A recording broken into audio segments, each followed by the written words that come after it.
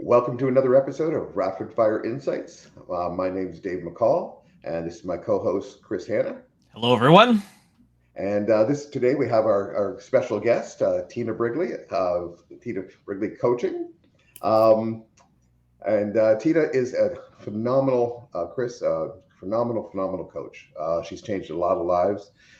She's traveled a lot. She's been on the cover of Forbes magazine, and she's done a ton of stuff. So I'm just really excited to talk to her today and hear a little bit more about what she's got going on right now. Tina, so nice to meet you. From a coaching side, can you explain a little bit, for our audience, what you do and how you help people? Yeah, nice meeting you, Chris. So I really help entrepreneurs break through their glass ceiling. So the entrepreneurs that have a passion, motivation, determination to really make a big ripple in the world, but are feeling like they're hitting a glass wall, I help them uncover what that wall is that they're putting in their way and get it out of the way so that they can amplify their results in a lot less time. Do you find that there's anything in common with a lot of the people, like that they're hitting the same glass, like the same ceiling, that's like the same issue that's popping up? Yeah, people put upper limits on themselves. They're like, I want to hit six figures. And it's like they just get right before the six figures and then they put on their brakes. And they all have these unconscious blocks, these things that decisions that they made about themselves, fears and doubts of like, well, what happens when I get past that? Everybody says to me, well, then I'm going to have to be responsible. Absolutely. Like, what if I'm really successful? What if I'm like, yeah, cool. Deal with all of that stuff. Let's just. So you've got to get people out of their own way. Out of their own way. Yeah. I said, if it was just a matter of mechanisms, we'd all be millionaires. I mean, there's so much information, guys? Yeah. Chat GPT, AI. Hey, how do I build a business? Just ask Chat GPT. There you go. That's how you. So it's not about that. It's about what we can't see that's hiding behind our view that's stopping us. It comes down to so much then about mindset and like the belief in the story that you're telling yourself, that often sometimes comes true, even though it may not be true. But you're holding yourselves back. It sounds like that's the major theme then. Fear. I think fear is just the biggest thing. Fear, yeah. And it's like, where is the fear coming from though? Like, what are we really afraid of?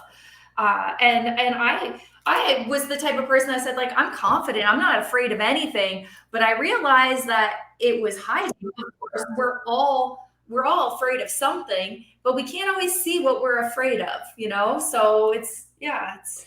I had a mentor of mine one time, and he gave me a really cool thing for fear. Fear stands for figure out what went wrong, evaluate the damage that was caused, assess what needs to be done, and then repair it.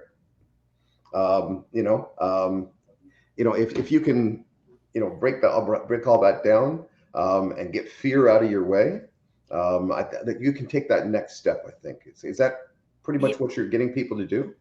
Yeah, exactly.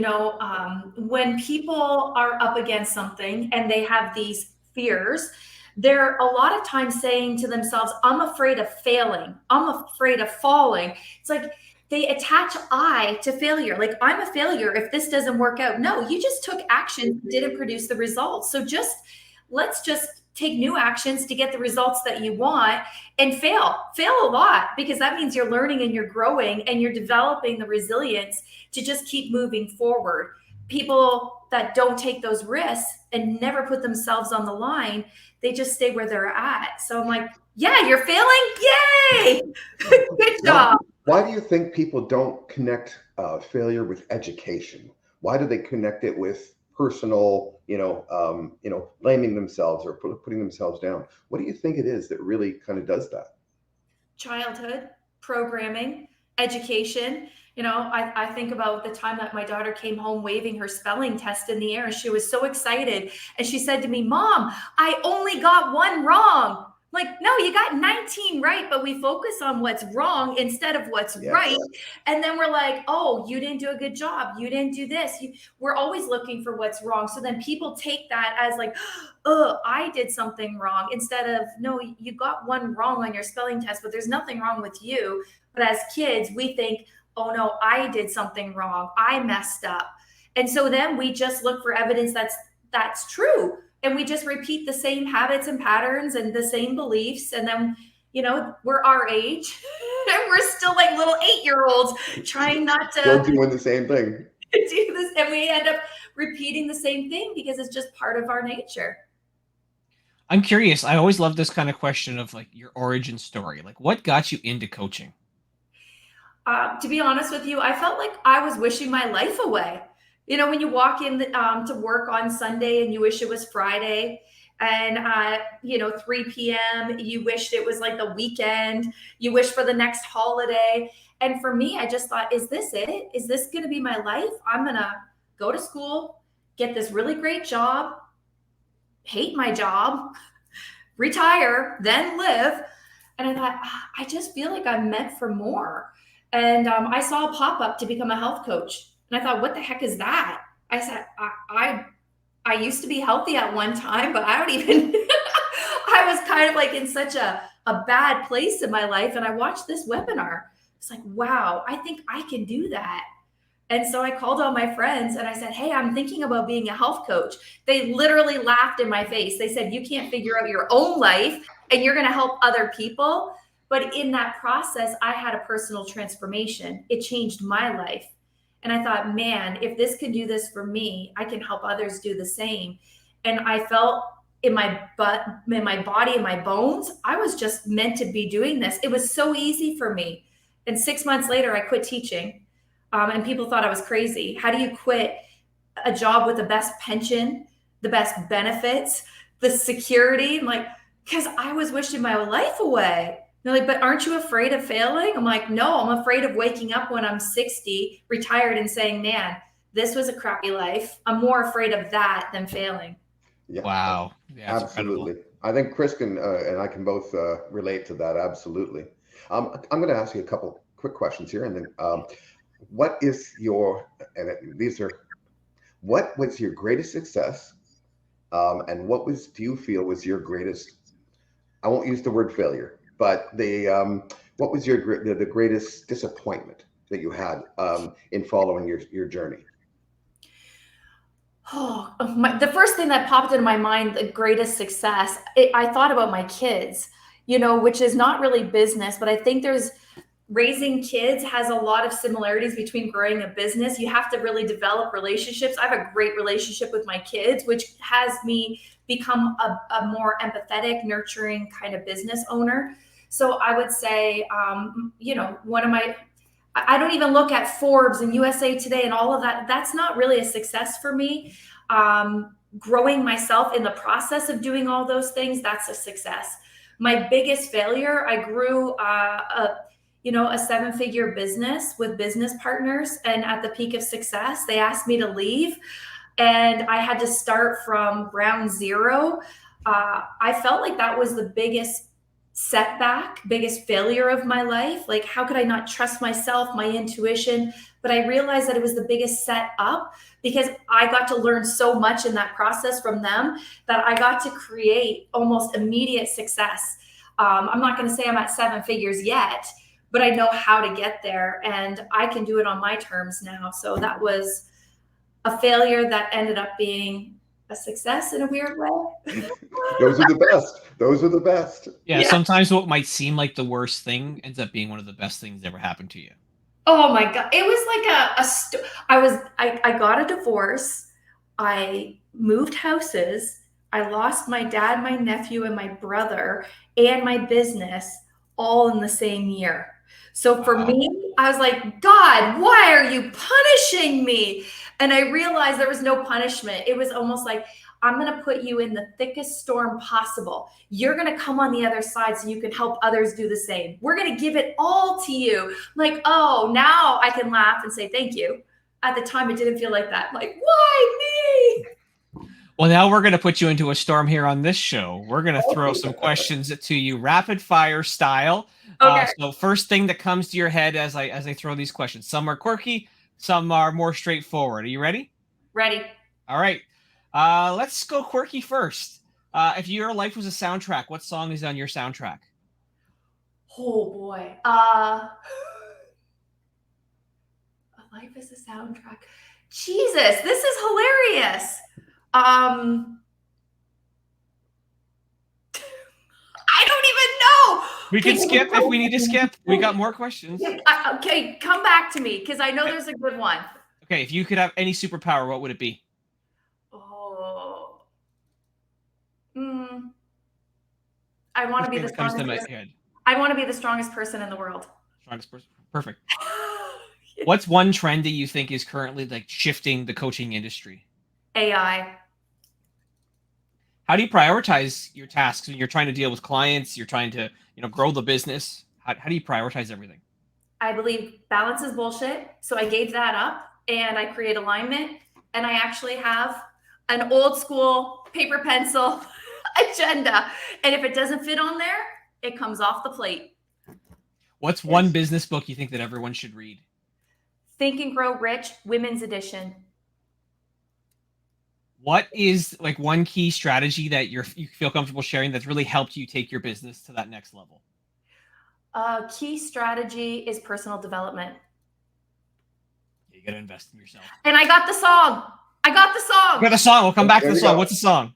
Shake it off. Shake it off. There you go. Taylor Swift, I believe, right? Taylor Swift, shake it off. If you had a personal mascot, what would it be and why? It would definitely be a lion. I'm a Leo, like over. Leo as well. I'm with you on that one. Yeah, lion. If you could go back in time 10 years ago, what advice would you give yourself? 10 years ago, 37. Play full out. Don't be afraid. And know that you can overcome any obstacle that gets in your way. Nice. How do you rejuvenate yourself after a really busy week? I drink wine and lots of it. I love the honesty. Let me write that down. That's a good suggestion. That was good. And the passions you had when you said that. What advice would you give to somebody who's thinking about creating a new business, but they're scared to take the leap? Find a mentor who's already done what you want to do. Learn from their mistakes and their investments. And it's okay to do that. Fast track your results. Perfect. What's one word that really describes your coaching style? On fire. That's 2 words. Okay, wait. Okay, wait. I have another one. Transformational. Awesome. Nice. What's a common misconception about the coaching industry that you would love to change? Okay. People think that you can just become a coach. Like you don't need to actually train and develop and have education. You can just wake up and be a coach. That is so BS. It takes an incredible amount of personal development and training to hold space for other people. So that is a misconception that you don't have to do the personal work. That is your job, to do the personal work. I think, I can see the passion in you when you said that there too. Definitely, that's a soft part. Dave, we're going to come back to that question. Yeah, come back to it. I got a lot to say about that. Yeah, what's a resource that you wish you had known when you first started out that you now know about? That like if I knew this would have helped me so much more. I mean, really, with AI, I spend 4 hours writing one newsletter. Now I can write it in 10 minutes and just tweak it. So that's a time saver for sure. If you had to represent yourself by a color, what color represents you? I'd say yellow. Bright yellow. Bright yellow. Nice. All right. If you could meet anybody, live or dead, have dinner with them, who would that person be and why? Oprah Winfrey. She's my idol. I love her. I love everything about her. I love her story. Yeah, definitely Oprah. What's the best reason that somebody should start their own business? Because it is the most rewarding, gratifying job in the world when you get to be your own boss. I couldn't imagine working for no offense, guys, the man. I am the man now. I like working for the man. There you go. And then if you could create any new holiday, what would it be called and why? Tina Day, a day of transformation. There you go. There you Tina go. Day holiday. We got to print a new calendar. Yeah, there you go. You survived our rapid fire questions.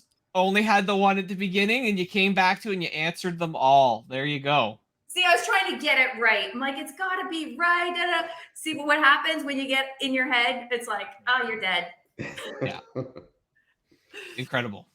Yeah. But you were saying that you really kind of I want to jump back to the part there where people find it, easy to, I'm just going to wake up one day and be a coach and say now I'm Dave McCall coach and now I'll start taking clients. What is the, and I might be putting you in a position here, but I'm sorry. What is the danger of somebody going to someone who isn't trained properly? Like we're holding space for people that are dealing with a lot of big things in their life. And if we haven't uncovered those things for ourselves, if we haven't broken through things in our life, we will keep them stuck. And so when people say to me, why have you invested 5,000 hours in personal development and training? I know, and I can say wholeheartedly, because I know I can only take my clients as far as I've taken myself.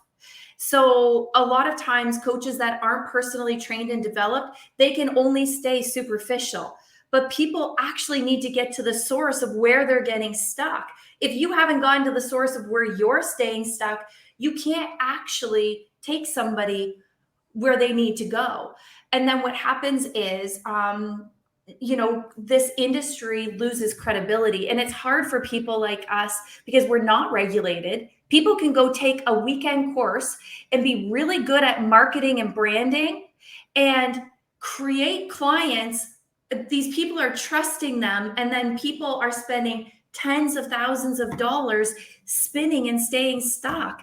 So for me, I'm really passionate about that. And that's why a lot of my clients are coaches, because the one big thing that I really believe is you got to be the real deal. Coaching isn't a job. It's a way of being.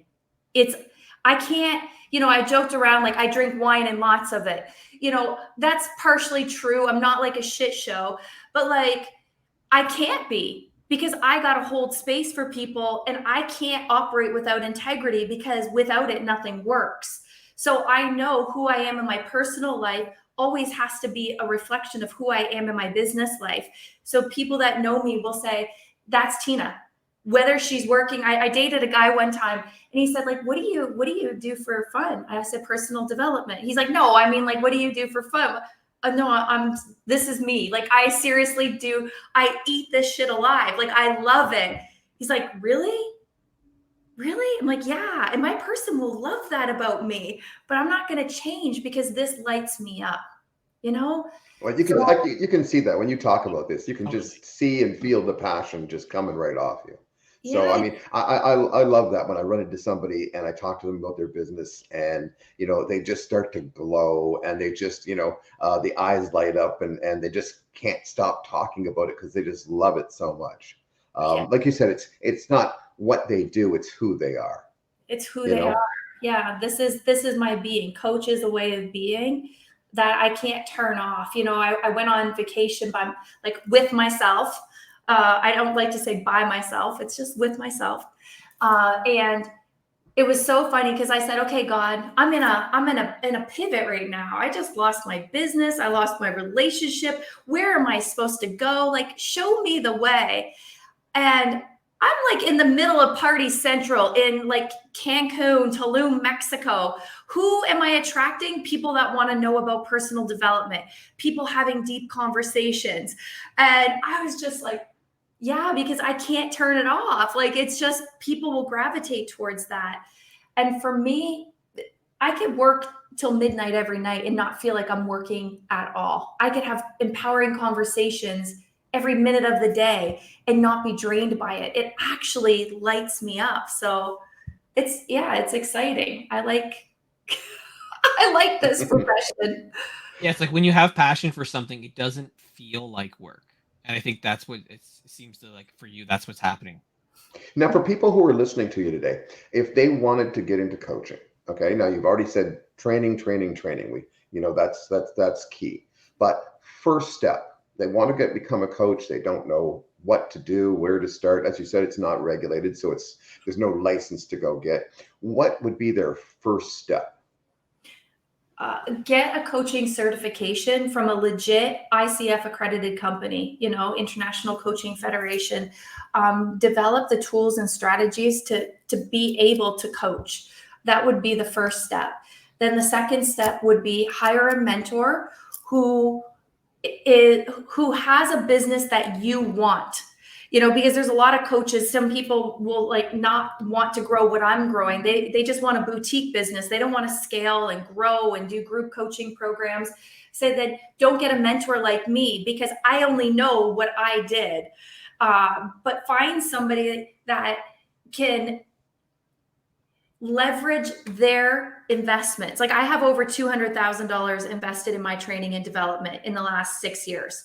So I say to people, you don't need to do that. I already did that for you. But if you want what I have, I can teach you how to get there, and you can save yourself a lot of time and money and trial and error. But if my business model isn't aligned with how you want to run your business, I'm not the mentor for you. I can help you with your mindset. I can help you with your being, and I can get on your map. But you're better to just get somebody who is doing exactly what you want to do. So that would be the second step. Fantastic. Incredible. So final thoughts here from you. Like what do you want to leave listeners with in terms of whether it's coaching, whether it's about overcoming the mindset, the importance of personal development? What's your final message you would love to share? Yeah, so I would say personal awareness and business success are more connected than we believe.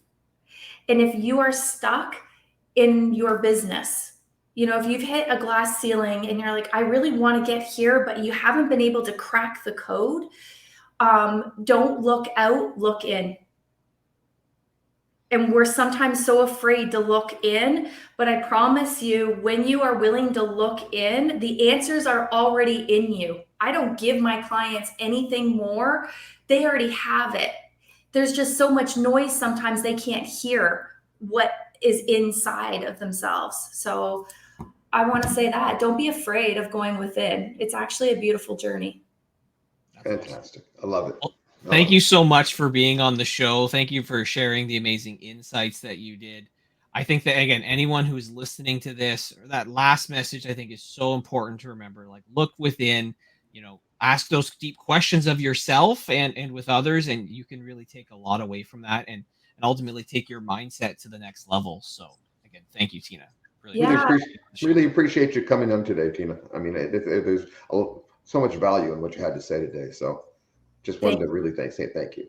Yeah, and I appreciate you guys. It's sometimes these tough conversations are not easy for people, but they're not easy, but that's what we try and make sure that everyone gets those insights in that quick, fast way, and that's what this show's all about. So love it. Thank you. All right. So everyone, keep moving, keep questioning yourself, keep trying to overcome that fear, and stay tuned for our next episode of Rapid Fire Insights. Until next time, just keep speeding on.